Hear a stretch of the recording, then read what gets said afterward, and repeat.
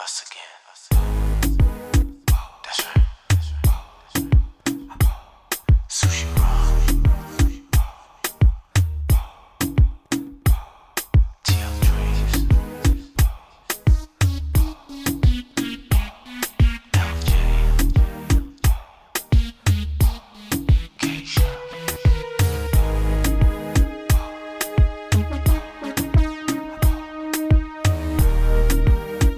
You don't know how we do.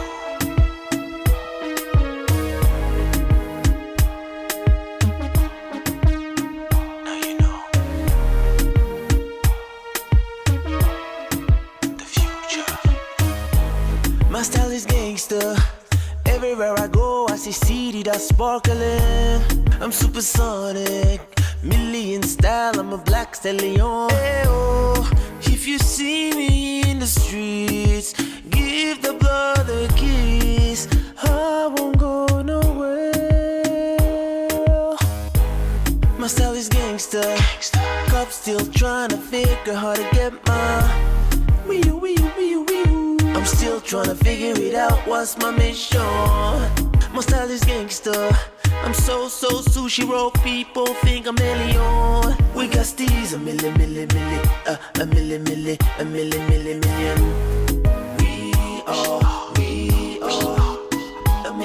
Sushi roll. We are a million. Sushi roll.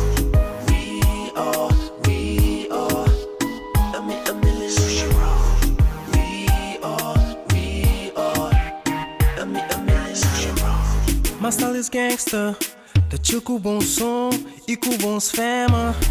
Yes, I got swagger. Summertime party, bebidas na mesa. My style is gangster, que tem tempo pra chata, mare em cabeça. TL Dreams tá na festa. Jumpei ganha fofa e no baba de peça.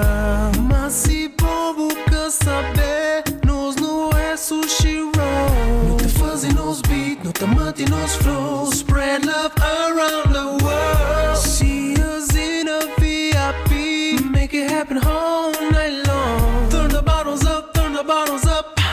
Put the bottles up, put the bottles up. We are a million. Sushi roll. We are a million. Sushi roll. We are a million. Sushi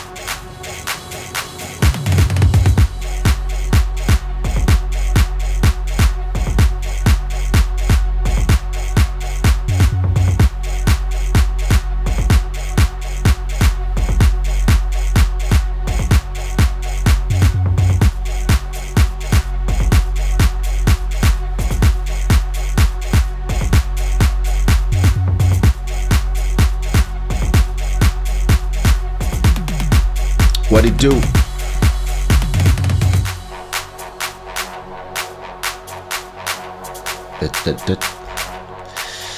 Welcome to Club Shada episode 392. Wait, we are 8 episodes from 400? Wow. That's crazy. I hope everybody's doing great. I hope everybody is in their best feelings. This show is brought to you by Shada Wear. I'm wearing proud product of Africa, brand new t-shirt from the new collection and new garments, heavier t-shirt and a new printing method that resists washing. So go get some of them for yourself at shadawear.com. This show is sponsored by Black Freethinker, and of course, shout out to everybody who ever supported the show with $1 to $500, and also shout out to those who support the show on Patreon, like Charlene, who pledged to send $13 every month on Patreon. It's true that I never promote that part, but it's important. Maybe YouTube will give me memberships and it will be something different. Like we can have some members for the people who want to support the show differently. But listen, and shout out to everybody who also support this show by just streaming my music across the streaming platforms. You know who you are. Let me take down my voice in my own headphones. It's kind of loud in there. I'm getting used to my new setup. Listen, Joel, I have to talk to you about my new setup. I mean, it's not new setup, but I just got a brand new interface from Apollo. I got the Apollo X4 now. I finally bought it and I have way more power, so I changed my vocal chain and actually made something very simple, and I kind of like it. But I'm keeping it for a next episode because I like now to keep episodes under 1 hour. So yeah, listen, I hope everybody's fine. I hope everybody is doing good. Joel, I hope you're doing good. What up, Black Free Thinker, our sponsor, is here. Bless. Everybody that is watching on Twitter and everybody that is watching on Twitch, big up. Interestingly, it's something that I was asking myself, should I also retransmit? And actually, Madze, what up? How you doing? And it's something that I'm asking myself, like, would it make sense to also, as you know, what I'm doing these days, I'm doing one episode of Club Shada on Sundays, and on Wednesday, I'm doing an episode of Internet du Village. Because I believe that doing 2 shows every week, that's a lot.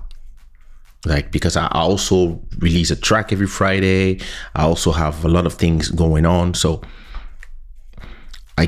I mean, now that the summer is over and we back to business, I believe it's good to do Internet du Village on Wednesdays. And this is a show where it's more in French, but also depending on who talks to me, and it's more freestyle. It's not like I don't have subjects. Like when I do Club Shada, I have like 2 or 3 subjects. I have a lot of subjects that are here on my notes, and I just speak something and I talk about it for a few minutes, and then I talk about the next subject and stuff. And sometimes the show carries me away when I go Q&A. When Internet du Village is more it's more like a big Q&A. It's like a just interaction with people for 1 hour. and we see what comes from there. And sometimes I can take some subjects and put them there, but it's more interaction with people. But something that I found very interesting, something that I find very interesting is that the engagement on TikTok, whether you have 1,000 people or 5,000 people, the engagement on TikTok is crazy. Like, the chat is like, there's so many people watching. Like, a normal Club Shada episode will have around 200 people watching. And at the same time, concurrently, it's usually 10 to 20 people watching. And in total, the number of people who watch an episode at the end, the number says 200. And then after the next day with the replays, usually if I wait another 2-3 days, it gets to 1,000 people. So great. But when I go to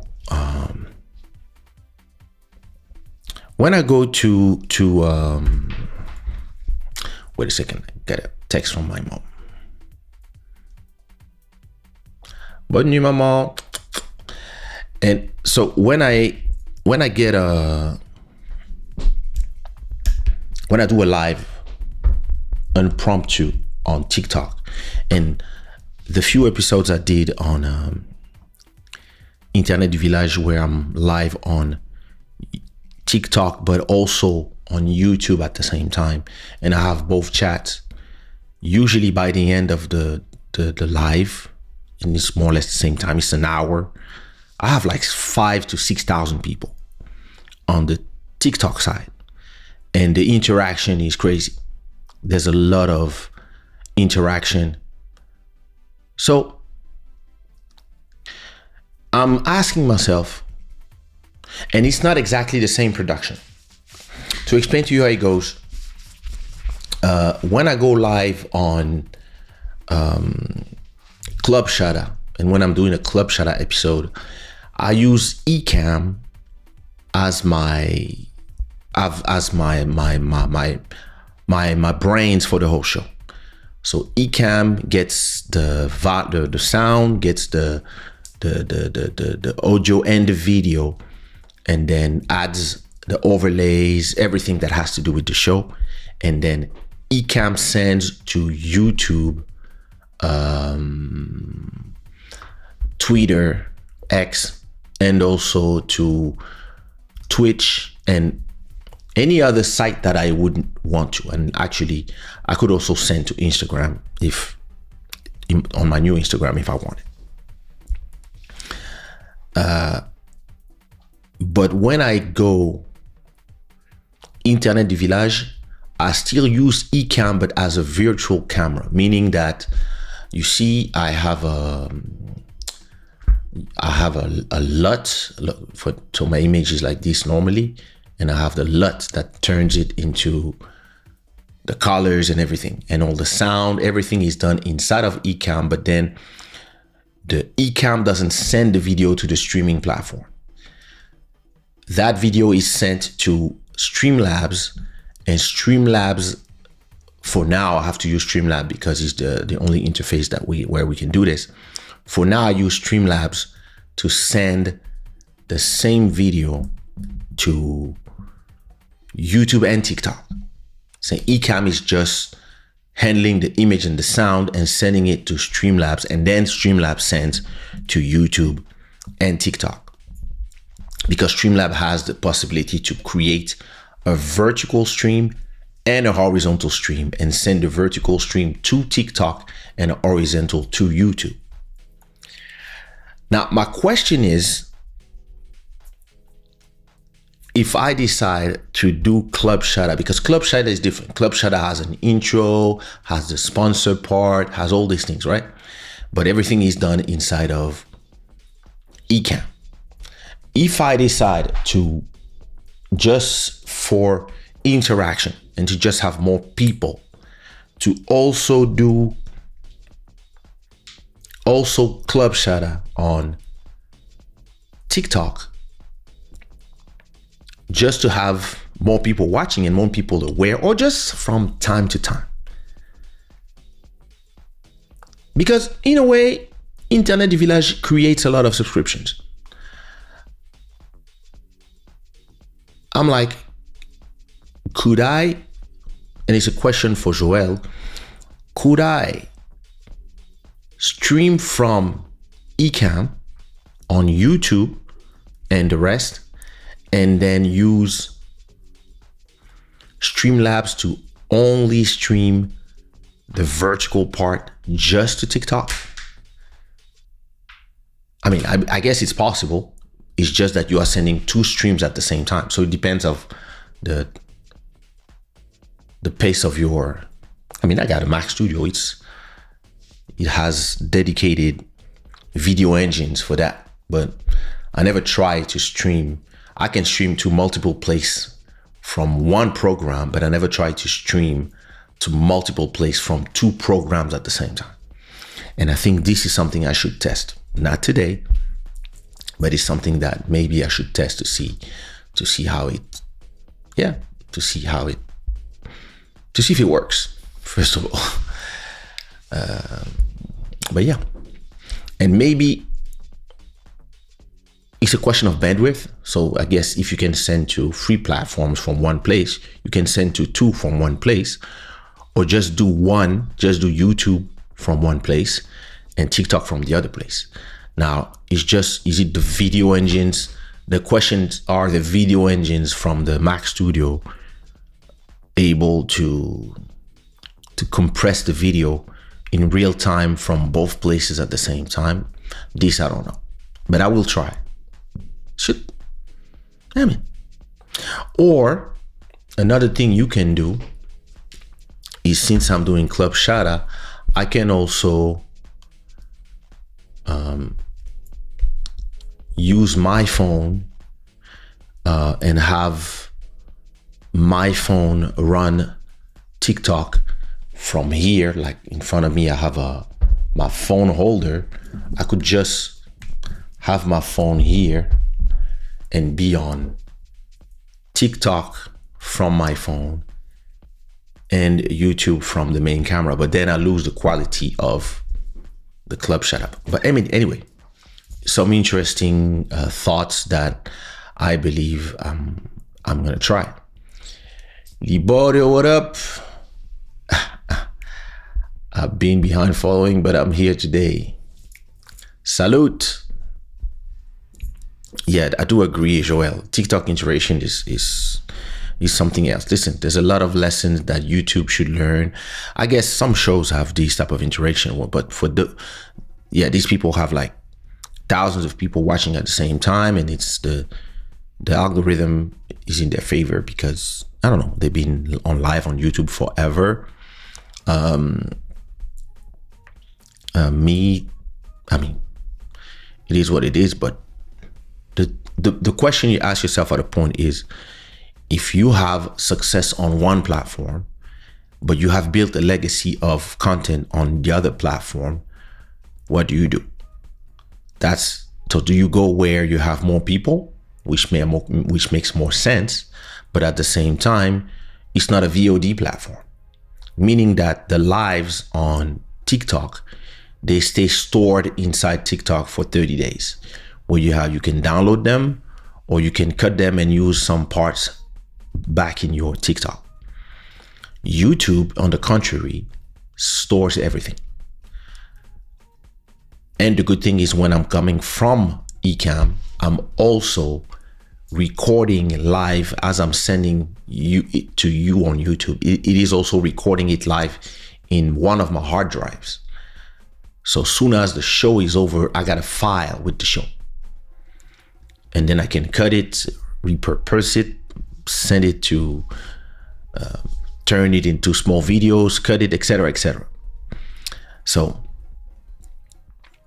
and what is an interesting part that I love about doing Internet du Village from YouTube and TikTok is that even if all the interaction, most of the interaction is on TikTok, the fact that I'm live on YouTube as well, it records YouTube. So for people who lost an episode, who lost a live of Internet du Village, I can send them to YouTube so they can watch the replay. So that's pros and cons. But so I guess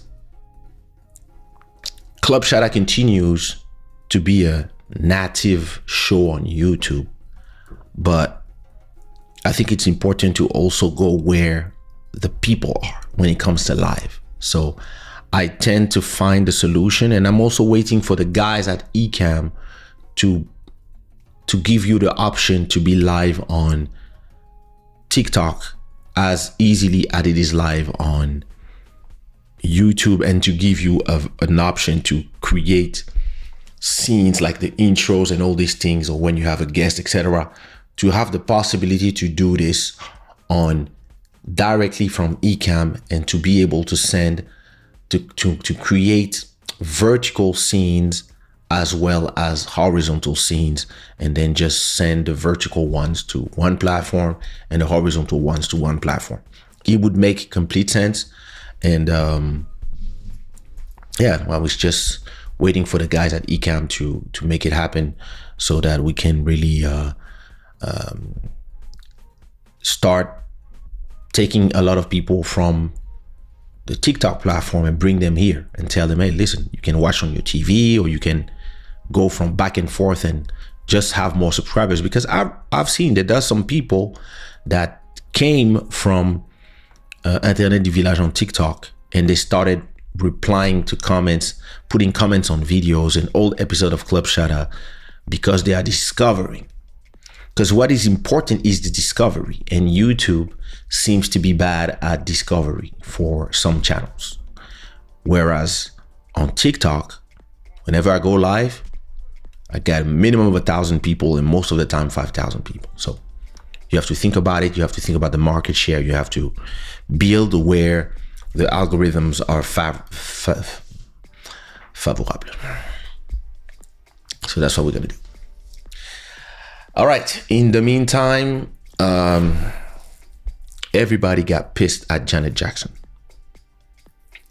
because Janet Jackson said that she heard that Kamala Harris' father was white and not Jamaican black.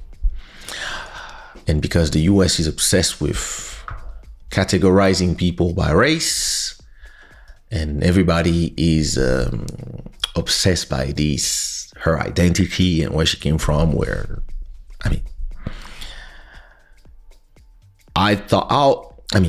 I know how it is. Elections should be about policies. What are you going to do for us? But in the US, it's been forever like this. It's about, where can I shoot you in the foot? That's how it works there. Actually, that's how it works in the whole wild world, because people tend to realize that most people don't vote for policies. They vote for who they like. That's how people are. So of course, you're gonna attack her on, is she a real American or not, all that stuff. But I would love to know her policies. I don't care. In reality, I don't care. I'm saying I would love, but if I was an American voter, that's what I would vote for, me. But I know that most people, they don't care. They are just, it's like every time it's election season, it's full of scandal, it's full of, is she a real American? But she lived in Canada, she was not really a... And then Trump, he's Hitler, it's the end of democracy. Listen, he was there 4 years. Democracy didn't end. They keep using democracy as, listen, even when they put bombs on other people, but it's to put democracy on people. Well, 1 million people died. It was for democracy. So That's the US. And in the midst of all that, Janet Jackson said, well, she said that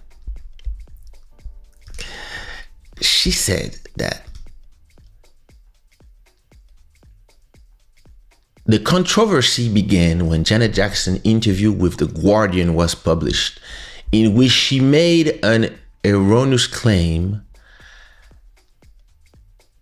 I mean, NBC, they left-leaning, about Harris. Jackson told the interviewer that she had heard Harris was Indian and not black. She's both, I guess. And I mean, I don't care. But yeah, she said that she heard. And then Jackson continued to push what she had heard, even though the interviewer explained to her that Harry's father was black. So she said, Harry's father is white. And Jackson is quote saying, that's what I was told. I mean, I haven't watched the news in a few days. I was told that they discovered her father was white. Listen, everybody's going crazy about all this. Everybody's obsessed about this. I mean, listen, even if her father was Chinese, if she has the American nationality, does it matter? But it's important. In France, in France you cannot even. In France, you don't have the right. The state doesn't even have the right to segment the population and count the ethnicity. So it's completely different. So for us, watching from Europe, we're like, why is this so, And okay, that's not true. Harry's father is Jamaican and her mother was Indian. All right, cool. After that, Jackson was hit with a wave of backlash for the remark online, with some people describing her as simply irresponsible for spreading misinformation. She said she heard. She's not spreading stuff. She's not the information. She's not a journalist. She's an artist. But because everybody is hysterical,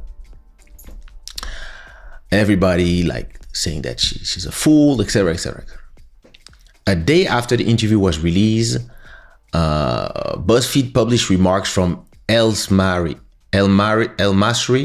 believed to have been made on Jackson's behalf. He told the site that Jackson's remarks were based on misinformation and that Jackson apologized for any confusion.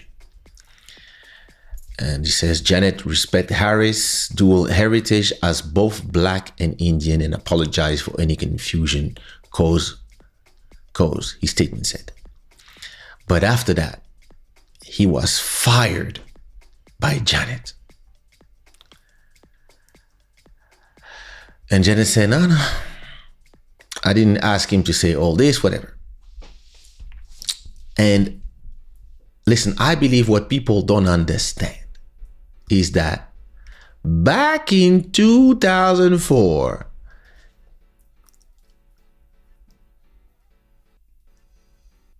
Kamala Harris has entered many places she should not have, and now it is the Jackson family whose history with Harris has come to light, where it has been claimed that the reigning VP waiting on the King of Pop Michael Jackson trials on court of child molestation as a legal expert, even though she had no direct involvement with the case whatsoever.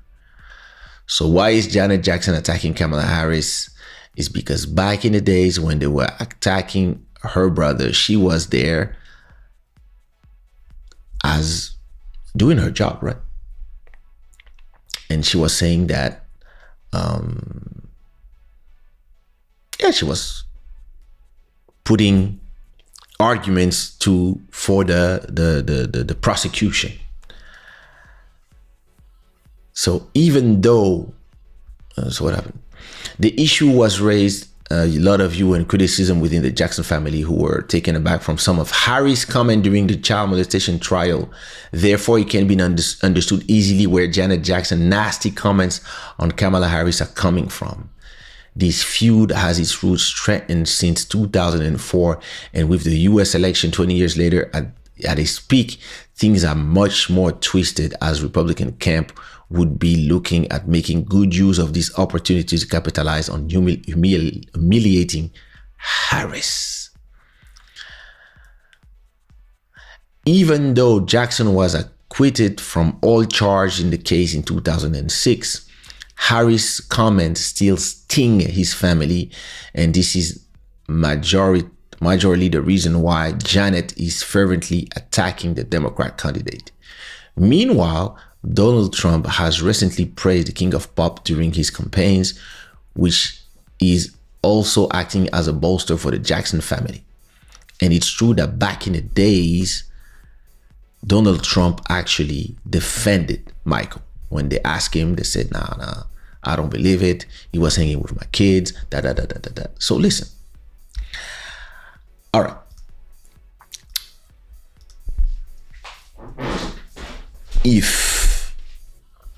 If you were somebody who tried to put my dear brother in jail for something that he finally was acquitted, even if the stain stays, listen, I would understand completely if 20 years later, I still hate you. So yeah, Janet stays on code. You try to put my brother in jail, I will never forgive you. I don't care. You can say what you want, blah, blah, blah, blah. I don't care. Listen, if I can put a little bit of grain of salt in there to, even if you lose 10 votes, and those 10 votes make the difference, I'll do it. And why you call me irresponsible? Do you know what these people did to my brother? I'm not irresponsible. You vote as you read the policies and you make your informed decision. I'm just a celebrity. What I say is not important. But because in the US, it's all about the idolization of celebrities, they believe that her saying something like this will change votes. But listen, family first. You came here and you were, listen, I've seen videos of her actually. I don't know if I have videos, but I saw videos. I don't know if I can play them on YouTube, but actually, yeah, saw videos. Let me see, where is it? Kamala.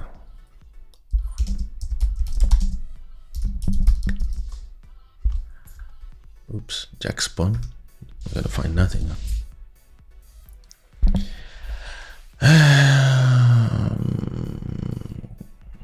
So they all came on her, but she was not the prosecutor. She was just a legal expert. But still, listen, me, you try to ruin my family. Oh, listen.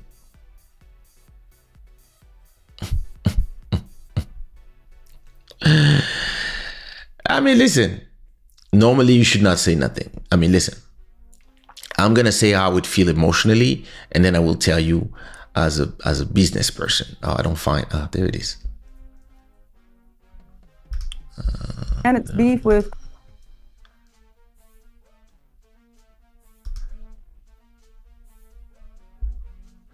There she is.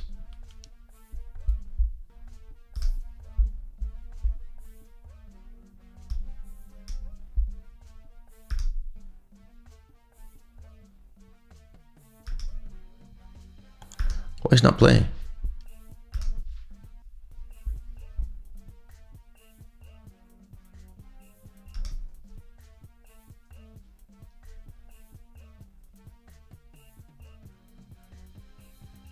Why is it not playing?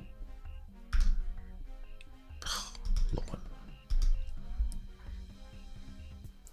Okay, I'm trying to play the wrong thing. TMZ. Well, anyway, you can find on TMZ where they showed a video of Kamala Harris saying, I mean, she's just giving her opinion as she was hired. It's not, but I can understand if family first, I can understand that the grudge would be forever if I'm Janet Jackson. And listen, I also believe that people that are leaning on the left tend to be a little bit hysterical when it comes to defending people or anybody that has an opinion that is different than theirs. It's always like big words. It's responsible. It's irresponsible. Listen, it's not going to cost you the election. Calm down, everybody. Just tell Janet that she's wrong and move on. But people, they just listen. People are ultra sensitive, and it's a little. Exactly, Black free thinker. Both sides enjoy creating stories. Exactly. They need four sides, like we have here. Four sides and a lot of small sides, so they have to. But listen, it's a big game of money anyway. But yeah. All I can say, as somebody looking from the outside, and that is, listen, I don't care. Whether Trump wins, whether Kamala wins, I'm French. It's not gonna, I know that in geopolitical terms, it changes some stuff, but it actually changes stuff more about stuff that is happening in the Middle East, Ukraine, those type of things. And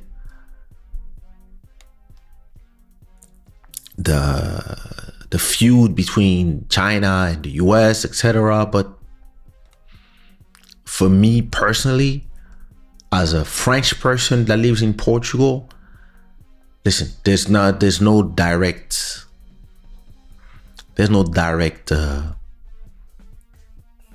difference for me if it's Kamala who stays and continue whatever has been started with Joe Biden, or Trump that comes back and do what he was doing 4 years ago. It doesn't change my life personally. So personally, I don't care. I'm just watching, and I understand because of geopolitical reasons I'm interested, but I'm not going to be impacted directly. So, but out there, they're hysterical, yo. Like, you want to tell them sometimes to calm down. It's okay. Stop abusing. Stop saying a guy is Hitler, because you're putting a target on his back, and then you have lunatics trying to kill him. And on the other side, stop saying Haitians are eating cats, because that's stupid. I mean, yeah. The USA's soft power has pretty much eroded. Listen, they fucked it up. It's both sides of the aisle. People are so emotionally charged over this election. This is crazy. Listen, people are emotionally charged in the US about everything. Everything. Every time somebody dies, everybody go crazy, and everybody find excuse for people vandalizing CDs because for some reason they matter. Every time this happen, people go crazy. Like Lil Wayne doesn't have that will not play the Super Bowl in New Orleans, and everybody goes crazy, and everybody's like start insulting Jay-Z and etc. And the internet mob is like, listen, you guys need to take pills so that you can see news and be like, oh yeah, okay, oh Lord, and that's it. Everybody feel that it's their story. Me, listen, I'm watching things as a spectator. Everybody's watching things as if they are the actors of anything. Like, listen, Diddy. Listen, all right, 1,000 bottles of lube. All right, 784 dildos. Yo. A lot of parties in the last 30 years that apparently most or some of them, I don't know, I was not there, ended in orgies, freak-offs. All right? And an indictment and whatever they have against him, nobody know yet.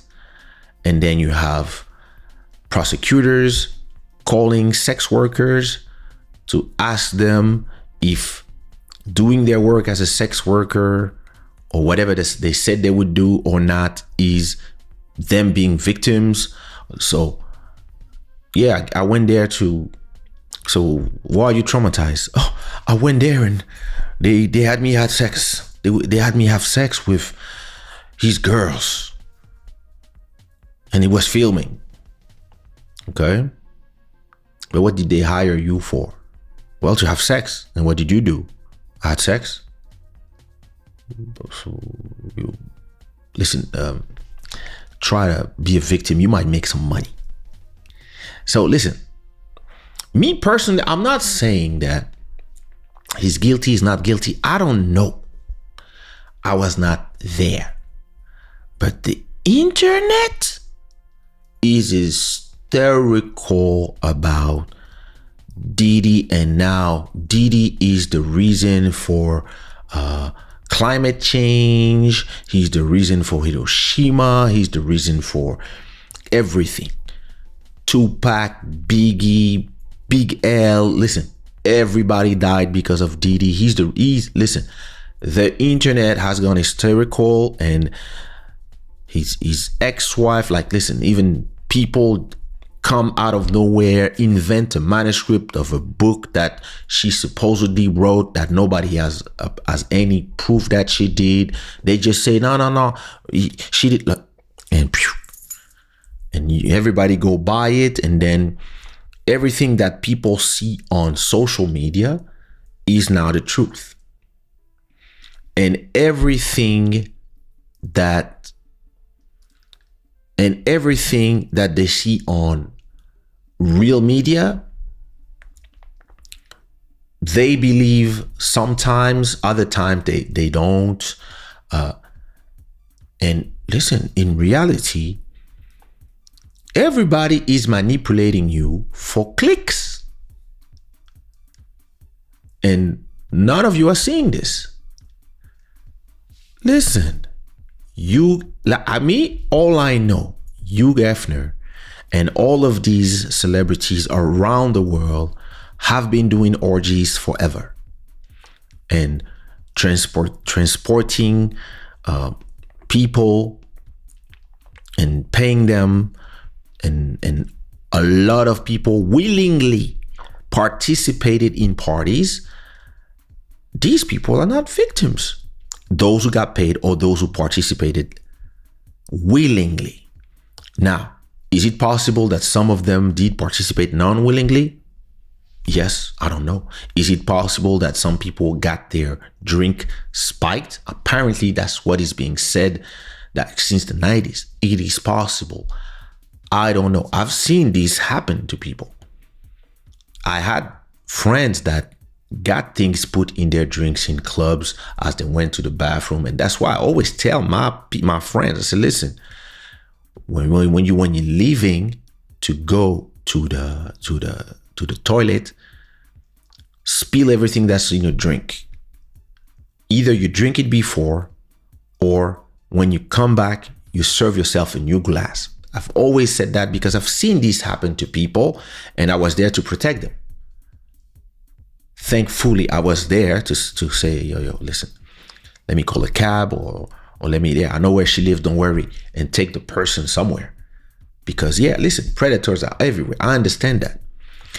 But the justice of the internet is this thing where everybody goes hysterical, and you have a lot of people that are just trying to make clicks and listen, because apparently likes and followers is a currency, because everybody's obsessed with the existing on social media. Listen, I lost my Instagram with 200,000 followers and access to my Facebook with 1 million followers, and I didn't have nothing there for 4 months. And you know what? Not only it didn't change nothing in my life, it also was a great detox, but also it didn't change nothing to my business. I didn't lose one stream because of that. Because Spotify doesn't need the promo from Instagram. Because the people who listen to my music on Spotify, they are already in the algorithm. The algorithm knows that I love my music. So when I see the obsession that people have for likes, comments, and follows, and they are willing to they just want to jump on the story until there's a new story. They all want to jump on the story. And listen, these are amazing distractions.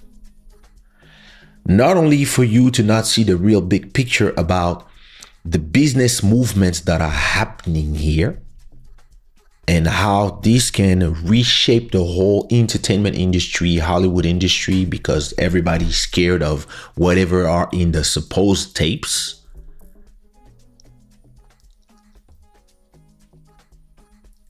And all of you are just obsessed with, listen, everybody's talking about $1,000. Okay, it's funny. To me, it's just funny. But the lube. And nobody's caring about these guys' daughters, how they feel, and how they feel when all you lunatics go in their comment sections. When they are trying to be low profile and just try to post as if life is continuing, and they are there and their dad is in prison and nobody cares because everybody already deemed him guilty of a list of things. Everybody has videos, everybody posts a photo of you, anything with Diddy in the same room. Oh, you got fucked in the ass. And you're like, wait a minute, what? Listen,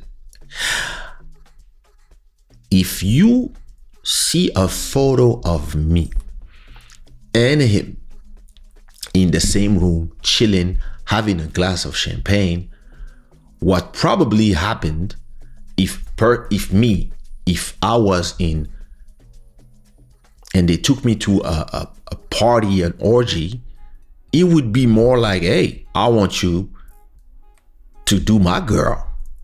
I wouldn't, see what I mean? Like, it's just, but for people, everybody is already, and I don't know if it's social media that, and listen, we know social media is made to turn everybody's mind a certain way. And sometimes the algorithm will just push certain subjects to you and certain photos, certain memes, etc. So I don't know if it is just people that are just using this as a way to mentally enslave everybody into one direction about one particular subject so that they can then do whatever they want to do. But the same people will all yell that people are innocent until proven guilty. All these people have been complaining about this, about the way the American justice treat black men, etc. All these people They want the rules to be followed, but all of a sudden you show them, listen, one horrible video of him and his ex-girlfriend Cassie. This is horrible. He's clearly guilty of that, but apparently this has been settled already. So, but now that video that they had for 10 years, they showing it, and all of a sudden all of you are brainwashed, all of you are emotional, all of you are just running and just, yeah, he did that, and everybody's showing old videos of this. Listen, me at a point, I'm just like, I'm just starting to be tired already of everybody posting photos of people and everybody claiming that Usher and Justin Bieber, when they went there, this is what happened to them. Like, you guys all know. I'm not saying it didn't happen, but I'm not saying it happened either. I don't know. I was not there. And so are all of you. Me, I know what I've seen in my life. There's some things that I know that I don't talk about because I know that I'm not supposed to talk about some things because I've seen way more than most people when it comes to politics, being around power, or even the music business. There's some things that I'm letting them where they are because it's dangerous. And I've been trained because my dad was one of the first director of the Congolese CAA, if you want to say, or yeah, it was the Congolese Secret Services. So I guess I got some habits of being careful about not only what I say as a celebrity, but also as the son of somebody. And I also understand, I also know how to always look at the big picture and how a moving piece moves a lot of other pieces. That's me. That's how I see the world. But when I see all the idiots online, I'm like,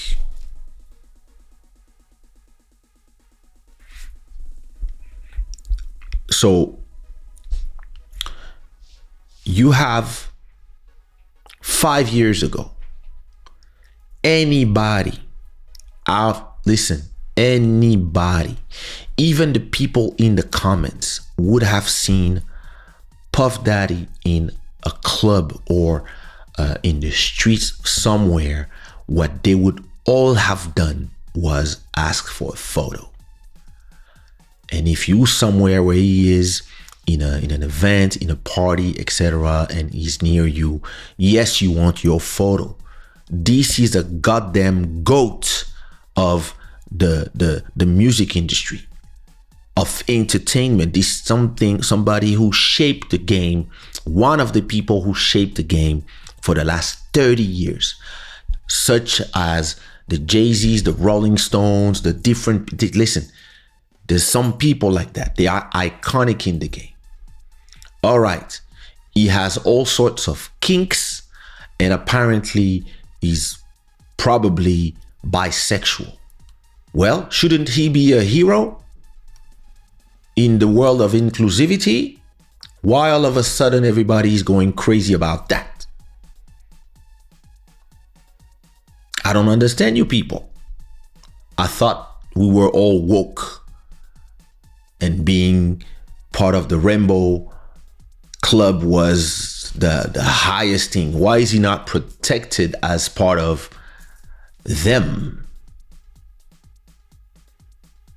The internet is strange.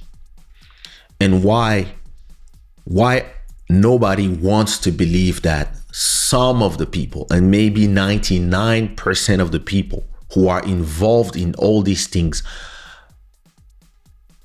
are maybe willing participants.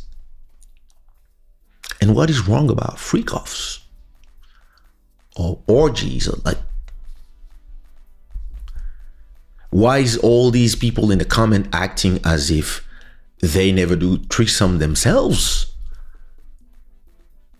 or they don't use lubes or they not buy themselves. I don't know. And that's the whole thing that I'm just like, interesting. But hey, listen. Sometimes when you are too cocky, too confident, and you believe you're untouchable, that's when you do the mistakes. That's when you don't see what is coming because you are just thinking that, yeah, I'm there, nobody can touch me, etc. And listen, if they can do it to African presidents and people around the world, that they can do it to you. So at a point, you have to continue to move intelligently. And at the same time, understand that there's always somebody that is more powerful than you. Me, I learned this the hard way in my own industry. And some people, listen, too much money, too much power, and too much deviance. And they just believe that they can, do orgies, film people, leave trails of evidence behind them, and that nobody will use them. Bro, listen. In my life as an entertainer, I've seen a lot of things. And listen, I did my fair share of things, but listen, I'm not into multiple people. That's the good thing with me. But I've seen things. I've been in parties. I don't like groupies, but from time to time, had a groupie or two. From time to time, listen, met somebody on tour. I'm on tour for a month. Maybe had 1 or 2 or 3 tour girlfriends, if I could, flings, whatever. But listen, first of all, I was always making sure that it was 2 willing participants, and I have no feelings of nothing crazy. Because first of all, I was never doing anything crazy, but I was not there filming everything. I know and maybe because I'm from the days of shame, being ashamed of those things. First of all, I have a family name that I don't want to bring shame on. And second of all, I was born before the cell phones that film in 4K. I was back when we were 20, there was the only way to record something was a camera of this size. So where we were having sex with girls, we were not like this. And maybe because of this generation that wants to film everything, everybody's leaving trails of evidence. Listen, another thing, everybody's here shocked about Diddy when all of you are sex workers. All of you have OnlyFans. All of you keep sending nudes to people. So easy. I'm not trying to say he's innocent. I don't know. But why are you all acting as if the whole culture of the US entertainment is not rotten? Like all the culture, not the entertainment. Like your culture is rotten. All of you guys. That whole what the people in these generations are saying, like you are all degenerates anyway. And you all here being shocked at one guy as if, oh, they killed Tupac. Like all of you are killing each other. And we cannot say that? No, I'm sorry. Listen, let me move on with my life. Dale MTV, what up, sis? How you doing? Eve Matuba, what up?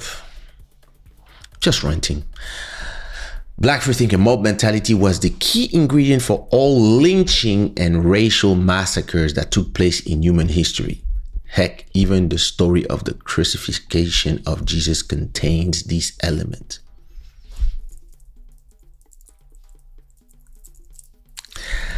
The devil never sleeps, my brother. That's all I can say to you. But yeah, listen. That's crazy. All right, listen. I like to keep the show under an hour, but I'm going to talk about this last subject because I think it's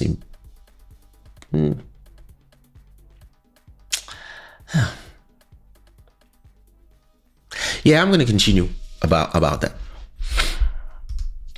Christine, what up? Listen, there's something that I had a conversation with Buddy Sadva 2-3 days ago, and I was talking to him about the difference between the thirst and the pleasure of performing. Meaning that I didn't have any, how can I say? I didn't have any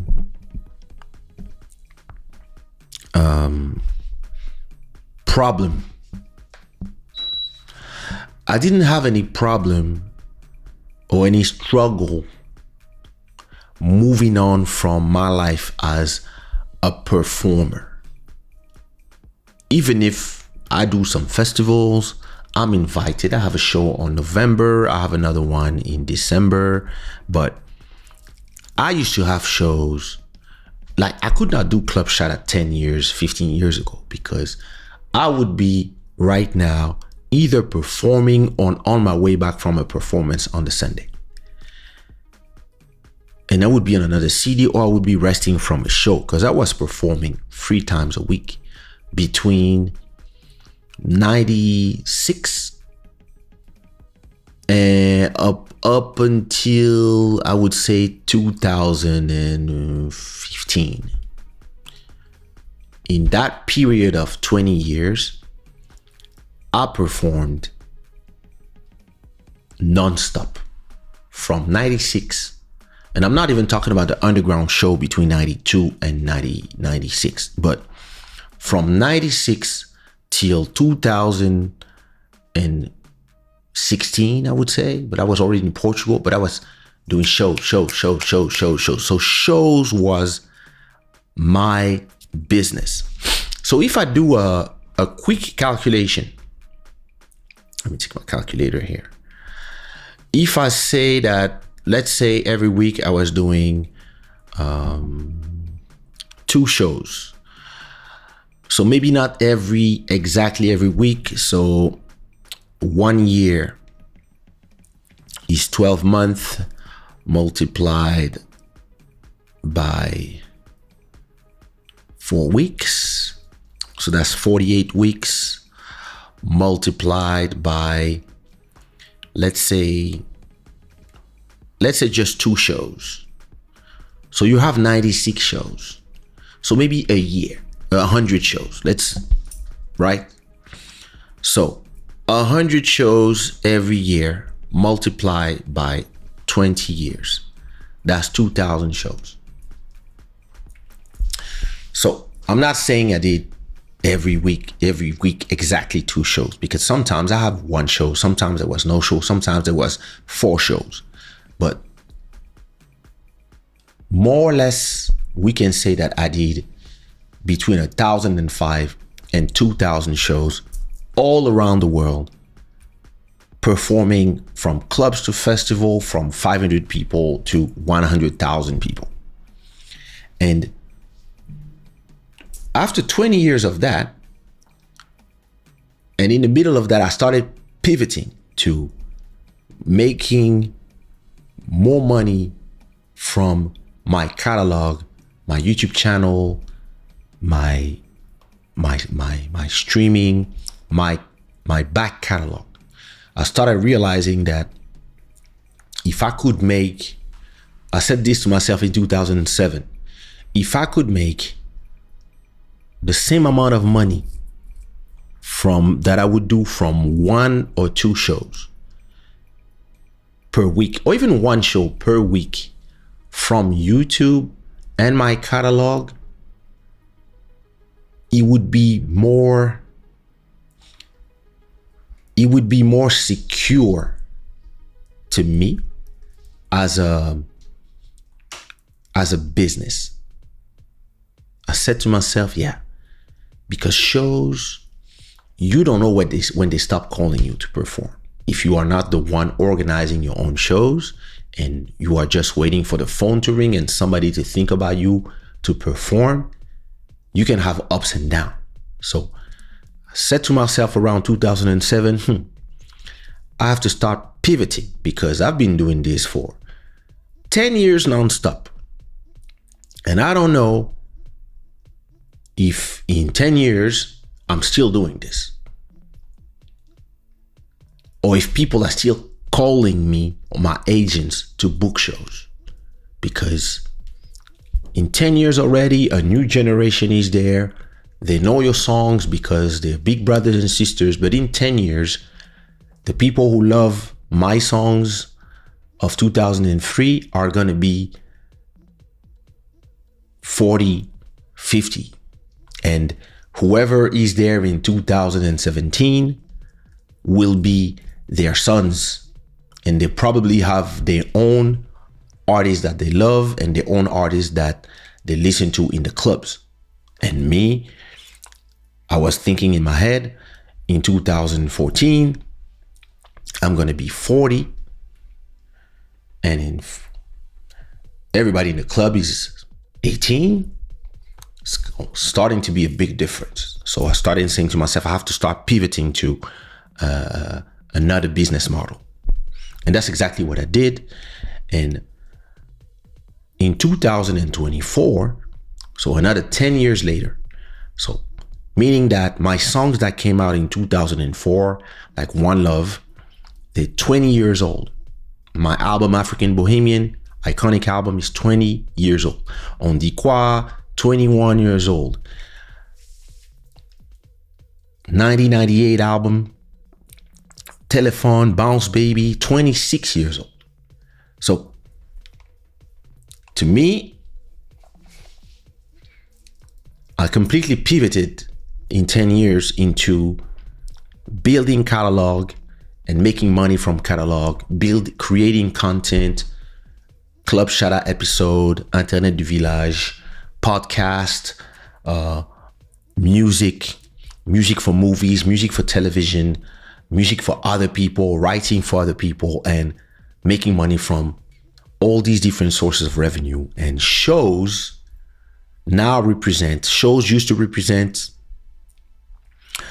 in 2001, 2002, shows used to represent 100% of my revenue. By 2006-07, when I was also producing artists like Soumia, Elisio, ABG, Tia, etc., shows represented already 50% of my revenue, because I was making money from selling albums from me and other people.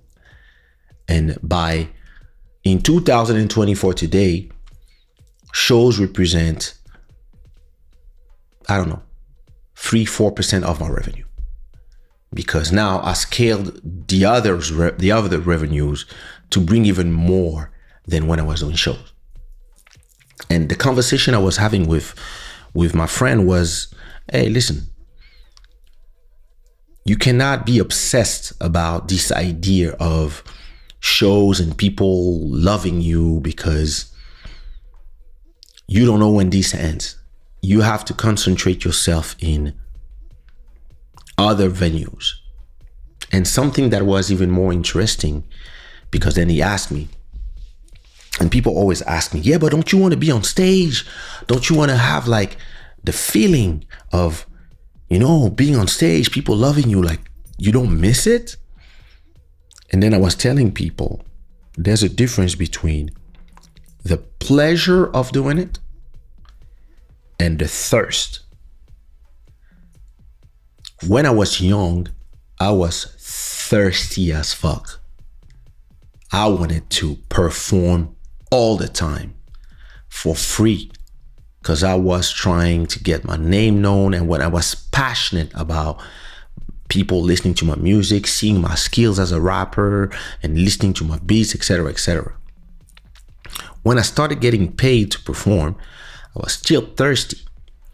When my first album came out, I was still thirsty to have people discover me. Back when I was on my fourth album and I had huge hits like On Dit Quoi, I was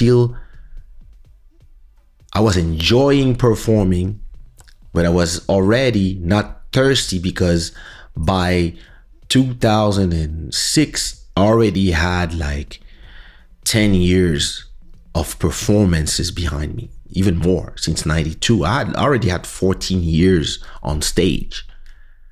So if your dream is to be on stage performing for other people, you feel it. You feel that pleasure to be there, to exchange your energy. So you want more. But if you did it for years and years and years, at a point, it's not a dream anymore. It became a reality. It became something that you fulfilled. And if you are not ambitious, which is the problem of a lot of artists, is you want to do this forever because that was your only ambition. But if you are like me and you're like, okay, I'm here, what is there? Oh, I'm there. What is there? Oh, I'm there. What is there? That's how I am. So at a point, once you did 1,000 shows,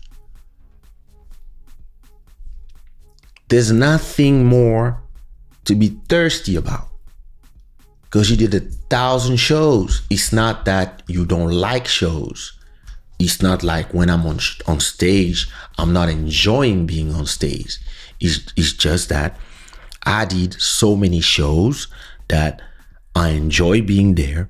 But if I never do a show again and I do something else completely, become a banker or politician, president of Congo, whatever, I will not miss performing. Listen, I will not compare myself to Ronaldo, but I believe that after scoring 1,000 goals, once he retires from playing and maybe buys a team or maybe handles his hotels or just wants to chill, I don't know what he wants to do after his career as a professional player. Maybe he will miss it, or maybe he will just look at the past fondly, saying, I did it. And once you say to yourself, I did it, you're not thirsty anymore for oh my God, I wish I could do it. Look, oh my God, can I do a freestyle 5 minutes? Can I take the mic a little bit? That was us in 92. In 2024, 32 years later, listen, from performing at 18 to being 50, yeah, there's some things that you're not interested in anymore. It's just that you're not thirsty anymore. And even making hits is not something that listen, making a hit, I understand the business implication of it. So I will always want to have some hits, but I don't run after the hits. If a song becomes a hit organically and it belongs to me and I'm going to make money from it, amazing. If I could have 20 something going on, listen, I would be super happy. But actually, building a catalog that can sustain time and that can generate money on a long term, not like a hit that is a hit and then once the spike is over, it comes back down, but having a body of work that is generating income forever, at least on a long term, like a body of songs, compositions, catalog, podcast episodes, videos on a YouTube channel. Like, so building content is something that I'm way more interested today than back in the days where all I wanted was perform, because I was thirsty for performing. And once this thirst is satisfied and your thirst is quenched, yeah, all is left is the pleasure. When I go on stage, and it's like once a month. I mean, this summer I did 5, but usually it's one every 2 months. When it happens, I love it. It's amazing. I enjoy seeing that the crowd continues to know the songs, and that people that were not born sing the song. People that are now in their 50s, they love the song too. Families, the whole. I love seeing it. And once I'm done doing it, I'm happy because, hey, listen, extra money, and a great moment, a communion with the people who love my music. But I have a lot of other things to do. And I have a lot of other things that generate more money for me. And I believe that a lot of people would benefit from having more than one dream. Because once that dream is realized, you always have to ask yourself, what is next? Because if not, you might pass like the trance, which is what happens to a lot of artists that I know. So yeah, it is what it is. The show was brought to you by ShadaWare.com, Gods of Good Fortune. Thanks to our main sponsor, Black Free Thinker, and everybody else. I hope you enjoyed the conversation. I hope you enjoyed what I said. I saw that everybody became silent when I start talking. But hey, listen, I know that when you guys stop talking in the chat, it's just most of the time because you're just listening. So yeah, listen, if you enjoyed the conversation, put some rainbows in the chat, and I will see you Wednesday for Internet du Village on TikTok and YouTube, and back Sundays for Club Shada. Next episode, we will probably do a Q&A. Because we do September Q&A, or it's going to be October, so we're going to do October Q&A, where at the same time Q&A can just be kept for Internet du Village. Listen, I don't know, we'll see how it goes. But listen, thanks everybody for showing up. I hope you enjoyed, and I'm gonna leave you with the song I was playing at the intro, which is Sushiro Anthem, a song from my 2010 album Works of Art, produced and performed by Looney Johnson and also performed by me. And hopefully, we see each other Wednesday. All right, Shada Gang, and yeah. Shada Gang, don't forget, Wednesday we are live on TikTok and YouTube, Internet du Village. So, and again, of course, even if the show is mainly in French, I still speak the language of everybody that is interacting with me, if I can speak that language. All right, so I'll see you Wednesday. Peace.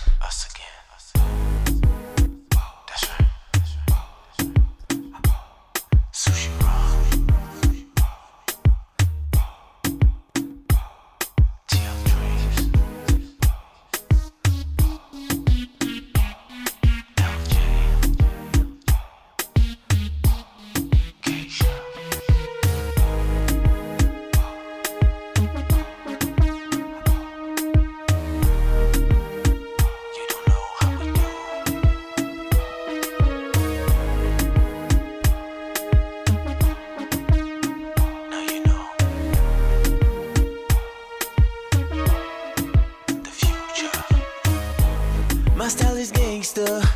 Everywhere I go, I see city that's sparkling. I'm supersonic, million style. I'm a black stallion. Hey, oh, if you see me in the streets, give the brother a kiss. I won't go nowhere. My style is gangster. Cops still trying to figure how to get my. I'm still trying to figure it out. What's my mission? My style is gangster. I'm so sushi roll. People think I'm alien. We got steez a million. We are a million. Sushi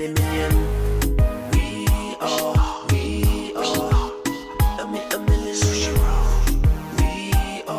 We are a million. Sushi roll.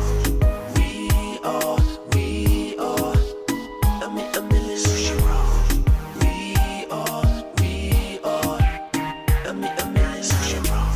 My style is gangster, da tio com bom som e com bons fema. Yes, I got swagger. Summertime party, bebidas na mesa. My style is gangster. Que tem tempo pra chata, mãe em cabeça. TL Dreams tá na festa. Jumpei ganha fofa e no baba de peça. Mas se bobo quer saber, nós não é sushi roll. Não te fazem nos beat, não te mantém nos flows. Spread love around the world. See us in a VIP, make it happen all night.